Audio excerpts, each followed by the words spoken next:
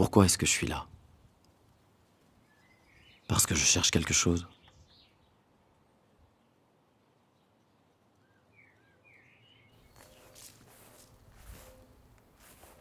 Une réponse. Où est-ce que je peux la trouver? Je sais pas. Elle va pas tomber du ciel.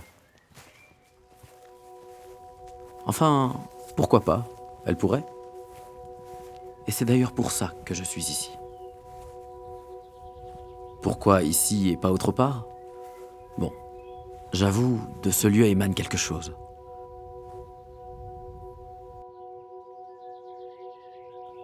J'arrive pas vraiment à le décrire, mais c'est puissant.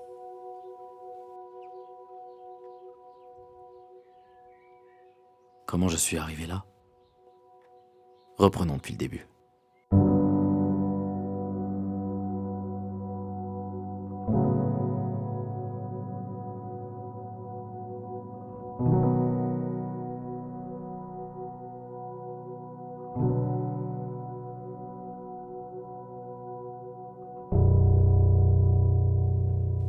Je vis ici depuis toujours. Et pourtant, je crois que je ne connais pas grand-chose de chez moi. Je lis beaucoup. Du coup, en me baladant à la bibliothèque, je suis tombé sur un livre, Les Invisibles du col de Vence. Je n'ai même pas lu la 4e de couverture que je l'ai emprunté. J'ai vraiment été surpris. C'est fou, non? Qu'il se passe de telles choses si près de chez moi et je n'ai jamais rien remarqué, rien entendu.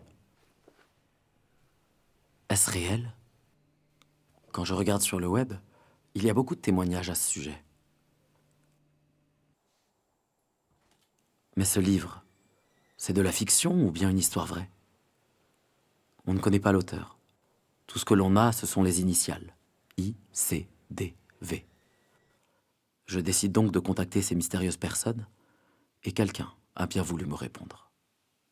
Ça fait plus de 50 ans que je me questionne sur qui nous sommes, où allons-nous, bien sûr, ces choses qui sont visiblement ordinaires en termes de questionnement, mais qui sont beaucoup plus profonds que ça dans le cadre d'un dossier, un dossier qui fait sourire, mais qui n'est loin d'être une question de sourire, qui est un dossier pluridisciplinaire, le dossier ufologique, le dossier UFO, l'étude de ces fameux objets volants non identifiés. J'ai eu cette chance de pouvoir naviguer un peu partout dans le monde, avec 13 ans de plongée sous-marine, 20 années d'aérien, et ces activités absolument peu ordinaires m'ont amené à rencontrer avant tout des gens tout à fait extraordinaires.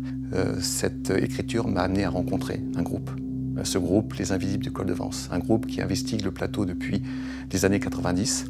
Pourquoi le plateau? Parce qu'il est connu de par le monde par ses activités peu ordinaires. Une activité de présence, une présence aérienne, une présence qui nous rappelle qu'il y a des choses dans l'existence qui sont différentes de ce qui est autour de nous. Nous sommes tous reliés à un univers global et dans cet univers, il se passe des choses. Et il se trouve qu'au col de Vence, il se passe des choses. Alors qu'est-ce qui se passe? Il se passe des lumières, on a des événements lumineux, lointains ou proches. On a aussi des événements beaucoup plus factuels, par exemple. Nous avons été confrontés avec ce groupe à une observation qui a duré 41 minutes, ce qui est très très long dans le cadre d'une observation ufologique. 41 minutes où nous avons eu devant nous des objets, des globes, des sphères, à la fois translucides et puis opaques, qui naviguaient avec une trajectoire bien précise. Donc s'il y a une trajectoire précise dans le ciel, dans le cadre de mon activité aéronautique, ça veut dire qu'il y a un contrôle. Et s'il y a un contrôle, c'est qu'il y a une intelligence derrière, quelle que soit cette intelligence.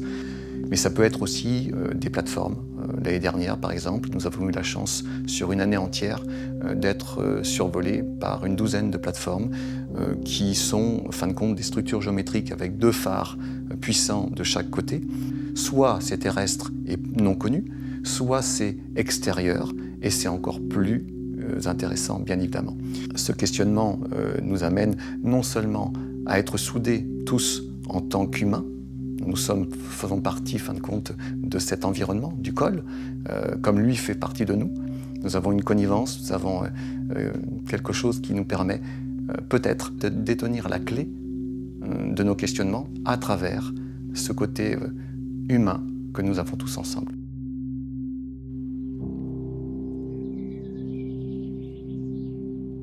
Je suis un peu perdu suite à cette rencontre. Je ne m'attendais pas à ça, ou du moins pas à ce point-là. Ce livre parle bien de faits réels, du moins réels pour Serge. J'avoue être un peu sceptique sur certains points. Mais il semblait tellement sincère et vrai dans ses dires. J'ai vraiment ressenti son vécu.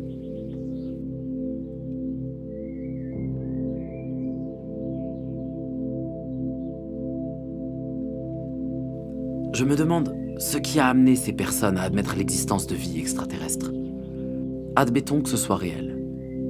S'il a vraiment vu tout ça, d'autres ont dû le voir aussi.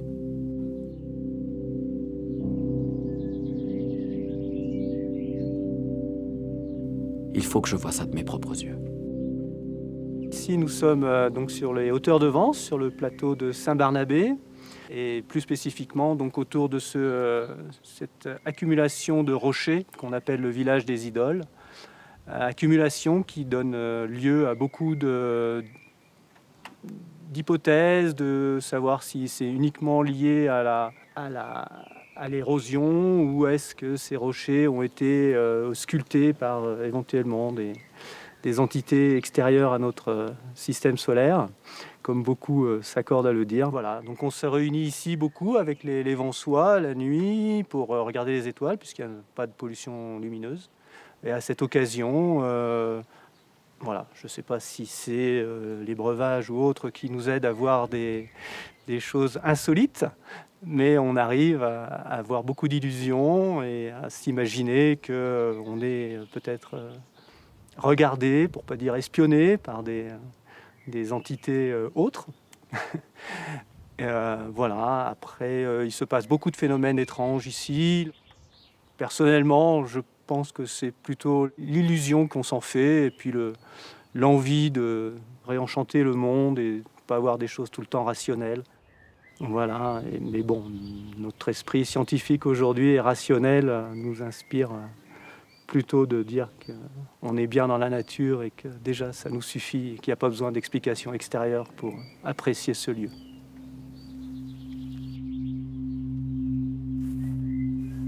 Ce que m'a dit cet homme me rend encore plus sceptique quant au sujet. Dans l'hypothèse où ces phénomènes ne seraient pas arrivés, pourquoi inventer ce genre d'histoire ? Ne serait-ce qu'une mauvaise interprétation. Ce que je me demande, c'est pourquoi les ICDV ont développé cet intérêt particulier pour les ovnis. Pour la plupart des gens, le sujet n'est pas pris au sérieux. D'ailleurs, est-ce que de réelles études ont été faites ? L'existence d'une potentielle civilisation extraterrestre n'intéresse-t-elle pas les sphères scientifiques ? N'est-il pas suffisamment d'observations fiables, de preuves pour que des personnes qualifiées se penchent sur la question ? On est tous à la recherche de réponses. Mais qu'est-ce qui pousse certaines personnes à y dédier leur vie ? On cherche les lieux où il pourrait y avoir des manifestations au cours de nos déplacements, de nos voyages. Je suis revenu ici peut-être 4-5 fois même, pour essayer de faire des images, de faire des photos de fameux soi-disant objets qu'on voit dans le ciel, soi-disant des pierres qui tombent toutes seules, soi-disant... voilà tout ce que j'avais pu lire là-dessus, quoi. En plus, quand on prend les photos, on zoome. Et après, à l'ordinateur, on peut encore augmenter la taille du zoom. Et à ce moment-là, vraiment cerner, s'il y a un objet dans le ciel, on peut vraiment le cerner. Il faut surtout dans le ciel, parce qu'il y a des tas de choses qui vont dans le ciel. On voit des oiseaux, etc. Mais là, quand c'est métallique et brillant, on peut quand même avoir des doutes. C'est une conviction que je me suis faite après l'accumulation de tout ce que j'ai pu étudier sur le sujet, soit des livres, soit des conférences auxquelles j'ai assisté, soit des témoignages en direct, soit un faisceau d'informations qui font qu'on se fait une intime conviction. Et je n'ai pas une preuve irréfutable. Je ne peux pas vous dire, oui, forcément, les ovnis existent, c'est une civilisation extraterrestre. Le monde dans lequel je vivais ne me convenait pas tout à fait. Et que je cherchais un ailleurs. Le sujet n'est pas pris au sérieux. Mais les invisibles du col de Vence n'ont pourtant aucune raison d'inventer de telles histoires. Ne serait-il qu'une sorte d'aventurier en quête d'une vérité qui n'existe pas? Ont-ils observé des phénomènes sans substance? Sont-ils sur une fausse route depuis tant d'années? En faisant quelques recherches, je suis tombé sur le GEPAN, un groupe d'études et d'informations sur les phénomènes aérospatiaux non identifiés. Celui-ci semble être une branche du CNES. Ils n'ont pas porté d'intérêt à ma démarche. J'ai donc ensuite tenté d'entrer en contact avec les observatoires locaux. Mais le résultat était le même.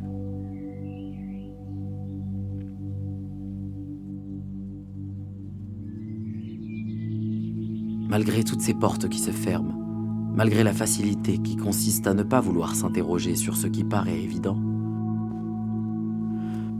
je préfère encore me tourner vers les seules personnes qui, par leur simple conviction et la sincérité de leur démarche, pourront m'aider à apporter quelques réponses à mes questionnements.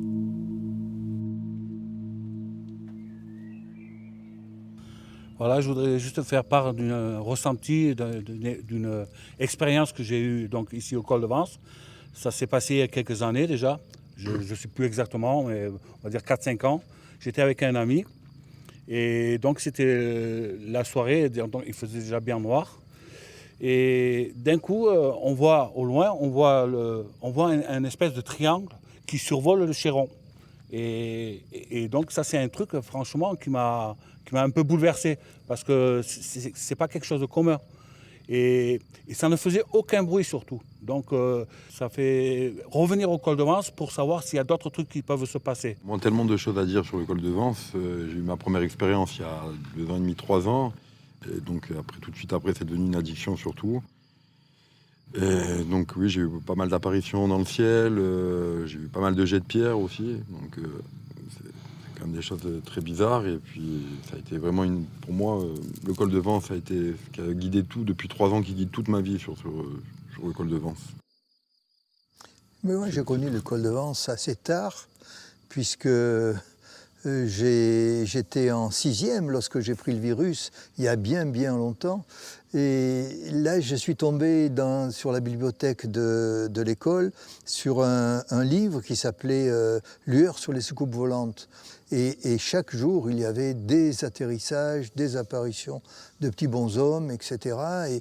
Et du coup, j'ai pris le virus. Malheureusement, comme je ne peux pas voir des ovnis tous les jours, hélas, je suis obligé d'étudier des dossiers. Et donc, ça fait 50 ans que je lis des témoignages très intéressants, souvent des pilotes militaires.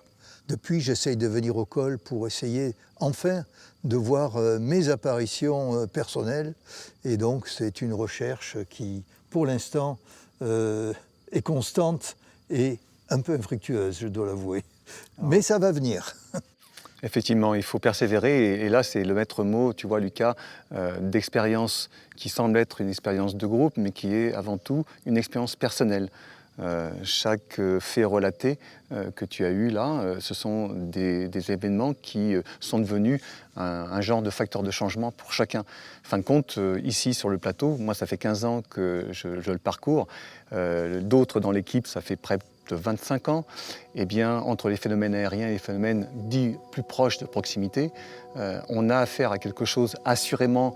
Mon ressenti personnel profond, c'est quelque chose nous observe, tu vois, mais là, je n'ai pas à te convaincre, je n'ai pas à te vendre quoi que ce soit.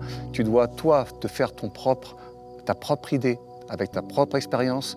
Tu dois parcourir ces chemins, et ces chemins-là t'amèneront à une conclusion qui sera la tienne.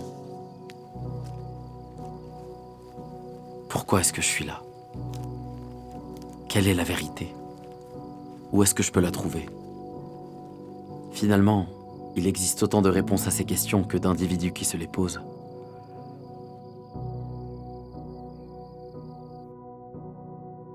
Ce que je retiendrai de ces différents témoignages, de ces différentes expériences, c'est le fait que leurs convictions s'inscrivent dans une histoire plus globale, commune même, et que chacun trouve, au final, dans sa vérité, le moyen de se rassurer quant aux problématiques personnelles de sa propre existence.